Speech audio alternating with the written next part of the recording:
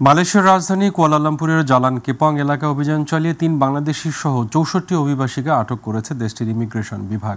সোমবার মধ্যরাতে জালান কেপংয়ের জালান মেট্রো পেরদানা তৈমুর ২ এর একটি আবাসিক ভবনে অভিযান চালিয়ে তাদের আটক করা হয়। মালয়েশিয়া প্রতিনিধি আশরাফুল মামুন জানান, কুয়ালালামপুরের ইমিগ্রেশন বিভাগের পরিচালক one Mohammad soapy one Yusuf এক বিবৃতিতে বলেছেন, ২ ঘন্টারও বেশি সময়ের অভিযানে ১৩৬ জনের কাগজপত্র যাচাই বাছাই করা হয়। এর মধ্য থেকে ১০ জন নারী সহ ৬৪ জন অবৈধ অভিবাসীকে আটক করা হয়েছে। আটকদের মধ্যে মিয়ানমারের ৫৬, ৩ জন বাংলাদেশি, 3 জন পাকিস্তানি ও 2 জন ভিয়েতনামের নাগরিক রয়েছেন। আটকদের কোনো বৈধ কাগজপত্র নেই। বিএনপির ঘোষিত ৩১ দফা কর্মসূচি বাস্তবায়নের লক্ষ্যে লিফলেট বিতরণ কর্মসূচি পালন করছে ফ্রান্স বিএনপি। ফ্রান্স প্রতিনিধি বাদল পাল জানান, ফ্রান্সের প্যারিসের একটি রেস্টুরেন্টে আলোচনা সভার মাধ্যমে কর্মসূচির কার্যক্রম শুরু হয়। দেশের পাশাপাশি প্রবাসীও বিএনপিও ৩১ দফা প্রচার করছে। ফ্রান্স, যুক্তরাজ্য, যুক্তরাষ্ট্র, সৌদি আরব সহ বিভিন্ন দেশে বিএনপির স্থানীয় শাখাগুলো কর্মশালা ও লিফলেট বিতরণ কর্মসূচি পালন করছে। আলোচনা সভায় ফ্রান্স বিএনপির সাবেক সিনিয়র যুগ্ম সাধারণ সম্পাদক কবির হোসেন পাটোয়ারি, সাবেক যুগ্ম সাধারণ সম্পাদক রেজাউল করিম রেজা, আসাদ আলম ব্যাপারী, কবির আহমেদ আতর রহমান সরকার, কৃষক আব্দুল কাইয়ুম, সিরাজুল ইসলাম মিসবা, ইলিয়াস কাজল হোসেন আফজাল, খোরশেদ আলম টিটু, ফরিদ মিয়া সহ আরও অনেকে উপস্থিত ছিলেন।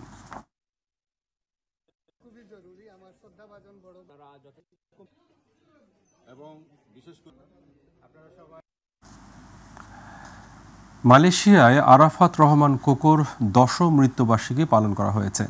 গতকাল সুবাজাঙ্গা মসজিদে বাদ মাগরিব কোকোর মৃত্যুবার্ষিকী উপলক্ষে কোরআন তেলাওয়াত ও দোয়া মাহফিল অনুষ্ঠিত হয়।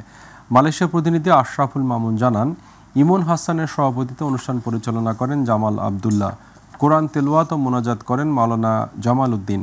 এ সময় মালয়েশিয়া বিএনপির সহসভাপতি তালহা মাহমুদ, সাখাওয়াত হোসেন, SM রহমান তনু, যুগ্ম সাধারণ সম্পাদক কাজী সালাউদ্দিন, সাংগঠনিক সম্পাদক মির্জা সালাউদ্দিন, প্রচার সম্পাদক SM বশির আলম, বিএনপি নেতা মঞ্জু খাঁ উপস্থিত ছিলেন। শেষে শহীদ জিয়াউর রহমান ও তার কনিষ্ঠ পুত্র আরাফাত রহমান কোকোর আত্মার মাগফিরাত কামনা করে বিশেষ মোনাজাত করা হয়। প্রাকৃতিক সৌন্দর্যের লোহিত সাগর সৈকতের রূপ দেখতে সৌদি আরবের জেদ্দায় ভিড় করেন দূর দূরান্ত থেকে ছুটে আসা অনেক পর্যটক। জেদ্দা শহরের বিভিন্ন স্থান থেকে আসা এসব পর্যটক বা স্থানীয়দের অন্যতম আকর্ষণ সমুদ্র। বিভিন্ন নৌযান নিয়ে স্বচ্ছ নীল জলরাশিতে ভ্রমণ করে আনন্দ উপভোগ করেন তারা। সাগর তীরে ভাসমান মসজিদ, রেস্টুরেন্ট ও অ্যাকুরিয়াম সহ নানা দর্শনীয় স্থানে নানা বিনোদনে প্রতিদিন লোকে লোকারণ্য হয়ে পড়ে সাগর পাড় এলাকা। বিশেষত আসর নামাজের পরে সাগর পাড়ের দিকে দর্শনার্থীদের ভিড় জমে। সব মিলিয়ে জেদ্দা বেশ সুন্দর, পর্যটন উপযোগী, নিরিবিলি ও পরিচ্ছন্ন একটি মনোরম শহর। লোহিত সাগর তার সৌন্দর্য কয়েক গুণ বৃদ্ধি করেছে। সাধারণ সময়ে ছাড়াও পবিত্র হজ কিংবা উমরা পালনের উদ্দেশ্যে মক্কায় আগমনকারী লাখো ধর্মপ্রাণ মুসল্লি বা পর্যটকরাও আসেন জেদ্দা ভ্রমণ করতে।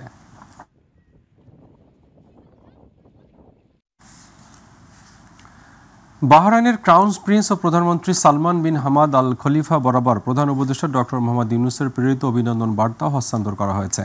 ক্রাউন প্রিন্সের পক্ষে বাহরাইনের পররাষ্ট্রমন্ত্রী doctor Abdul Latif bin Rashid Al জায়ানির কাছে অভিনন্দন বার্তাটি হস্তান্তর করেন বাংলাদেশ দূতাবাসের charge d' affaires AKM Mohiuddin Kayes.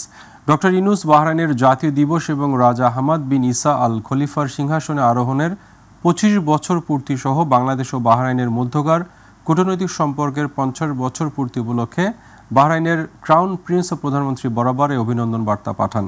পরবর্তীতে মহিউদ্দিন কায়েস বাহরাইনের পররাষ্ট্রমন্ত্রীর সঙ্গে বৈঠক করেন। বৈঠকে বাহরাইনের মধ্যকার দ্বিপাক্ষিক সম্পর্ক, বাণিজ্য, বিনিয়োগ, বাংলাদেশি নাগরিকদের জন্য ভিসা প্রক্রিয়া সহজ করার বিষয় সহ দুদেশের স্বার্থ সংশ্লিষ্ট নানা বিষয়ে আলোচনা করেন। বাহরাইনের পররাষ্ট্রমন্ত্রী আলোচ্য বিষয়ে দেশটির প্রধানমন্ত্রীর নজরে আনার সহ ইতিবাচক সমাধানে চেষ্টা করবেন বলে আশ্বস্ত করেন।